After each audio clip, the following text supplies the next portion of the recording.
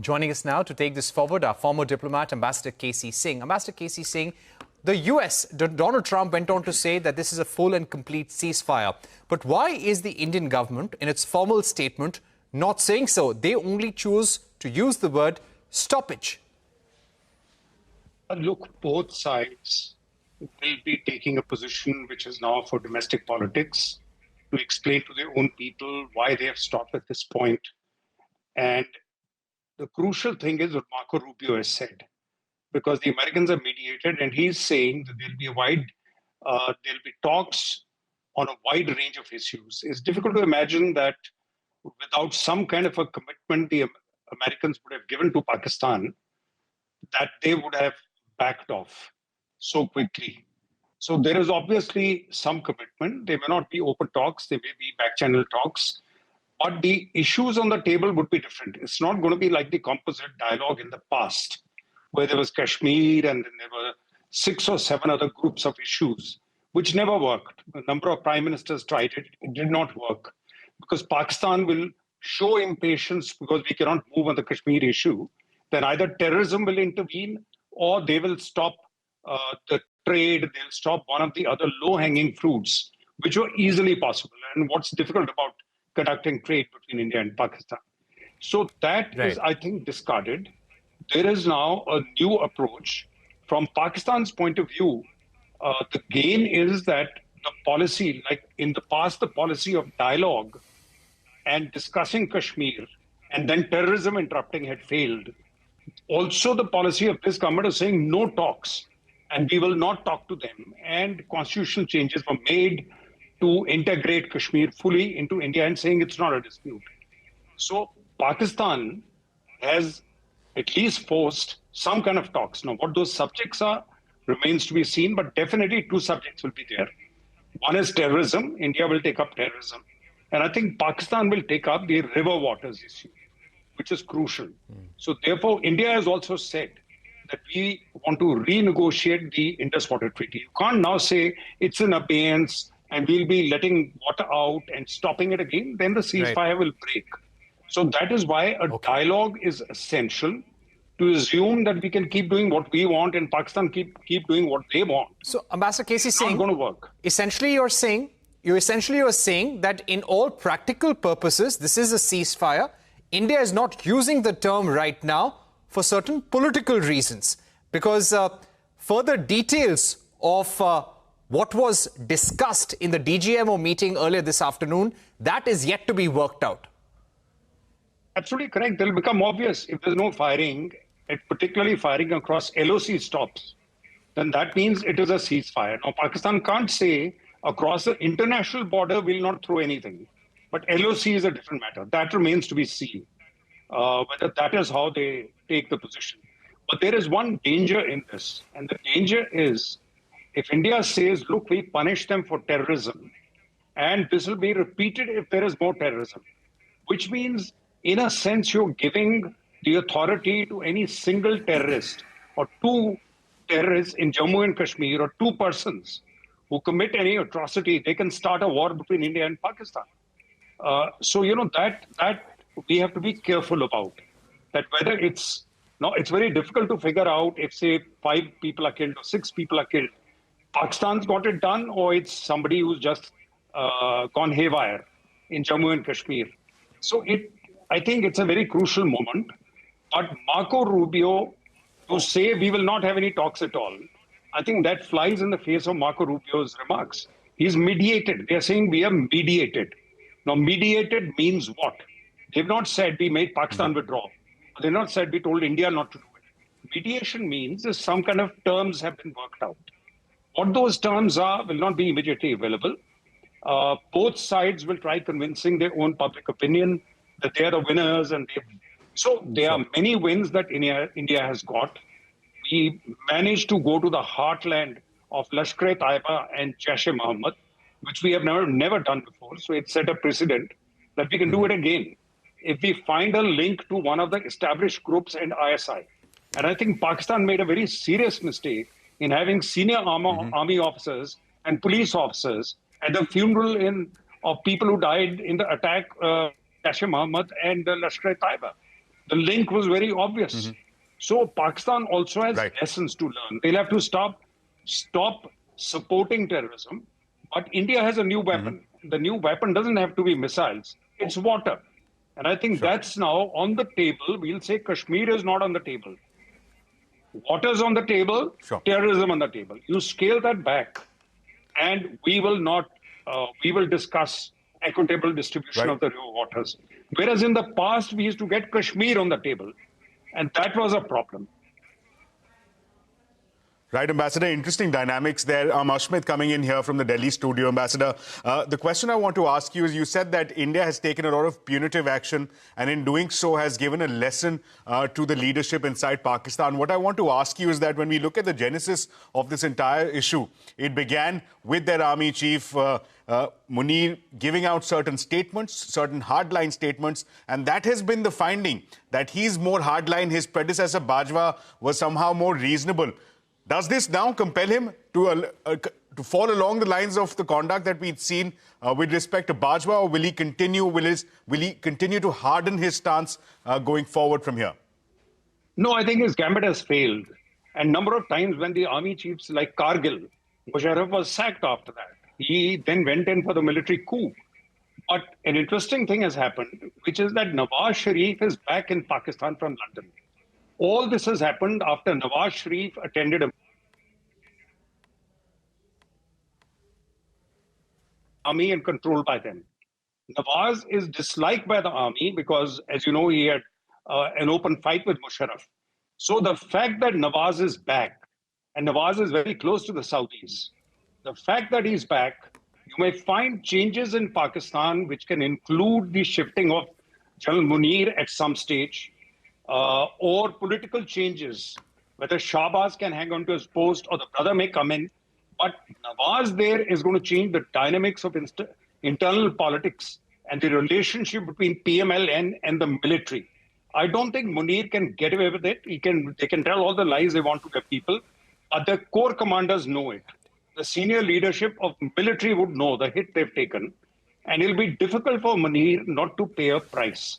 So therefore, let's play it along, let the dynamics play out in Pakistan, and let's see what emerges. All right, let me also get in Lieutenant General Kamal Davar, former Director General at the Defence Intelligence Agency. Sir, thank you so much for joining us. What's your reading of the present situation? You had the Army, Air Force and Navy doing a press conference after the Foreign Secretary's statement where they countered the Pakistani propaganda about Indian military bases being attacked, the S-400 system being destroyed, a BrahMos base being destroyed, about India attacking a mosque in Pakistan. And they went on to say that we've significantly damaged Pakistani bases in Sargodha and other places, and their offensive and defensive capabilities have significantly been hit, and we remain on alert. We did not use the term ceasefire either in the military press conference or the foreign ministry press conference. What's your reading of the present situation? Do we have things in control now? First of all, thank you for calling me to your channel, and my Jai Hind to the entire country. And today, I think India has won, as we always knew India shall win and will win. Now, coming to your question, you see, before I get into what you specifically asked me, General Asim Munir, which we all know is a jihadi general, and he wanted to embarrass India. And what has he done? He's embarrassed not only himself, but his entire country, his entire armed forces, and whatever, whatever is dear to them. And this is where Asim Munir's DNA and whatever, he has been wanting to do. People should know that the army or the armed forces must keep away from politics and never get over-ambitious about your own self. Be ambitious or over-ambitious about your country, but not about yourself. And this is what Asim Munir has done. And I think his days are numbered, because there would be some self-respecting generals in the Pak army who would not like, because today Pakistan stands embarrassed and everybody knows about what all they do, exporting terrorism left, right, and center. Now, as far as today's things was concerned, it was definitely a matter of surprise. In the morning, we were all discussing how is the war going to take on, or will it be a total war or an undeclared war or whatever it is.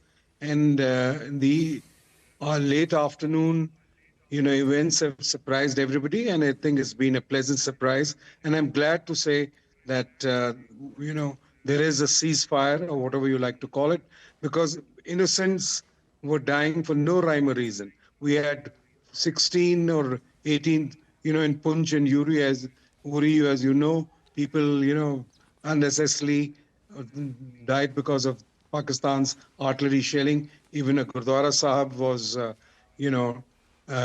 targeted, and innocent civilians have died. So it's a good thing, in a matter of speaking, that we've had ceasefire or whatever you like to call it again. I'm repeating myself that we had a ceasefire. Now the point is, India must ensure that why the ceasefire has taken place, and India has sent the correct message that we will not tolerate terrorism, come what may. And in the weeks ahead, or in the months ahead, we'll come to know what are Pakistan's real intentions. Of course, their intentions will not change, because the control of the country would remain in the hands of the Pakistani generals, some jihadis, some non-jihadis. But they will not change, because the Pakistani deep state is enjoying themselves with all the perks and privileges they have, or they have, taken themselves by force. So let's see what happens in the coming... Lieutenant General Dawar, now the DGMOs will speak again on the 12th of May to discuss further modalities of what has been discussed. We're only calling it a stoppage for the moment, while the US President has called it a ceasefire. The Indian Foreign Secretary and the armed forces have called it a stopping of military action and firing between the two sides. Do you feel that there could still be some sort of attacks or escalation by Pakistan in the days to come? Or do you feel that now things have comprehensively been brought under control with the involvement of the United States? No, the United States, more than China, and I've always maintained that the State Department in the US has their own policy. The Pentagon have always had the Pakistani armed forces as their pets, because they've had an old relationship from the Seato and the Cento days of the 50s and things like that. So the Pentagon, let me tell you, has a soft corner for the Pakistan Army. The State Department doesn't, because the State Department knows that there are a bunch of terrorists, the Pakistan Army themselves. Now, whether what will happen in the coming few days will be amply clear, but India has sent the correct message to the Pakistani army and even to their friends and mentors that India is not going to take terrorism being exported by them lightly. So we have to, in any case, remain prepared as far as our security preparedness is concerned, apart from our augmenting all constituents of our comprehensive national power. We cannot take things lightly. The trouble with Indians is that we are goody-goody guys. Something happens, we all gear up, win for the country, but 15 days, a month or 2 months later, we are back again to square one, where we let down our guard. That, I'm afraid, is a lesson which we must learn, that we have to remain on alerts 24/7 and prepare ourselves. Mm-hmm. That is the good security preparedness is the only deterrence. And with the treacherous people like the Pakistani army, I would say, not the people, sure.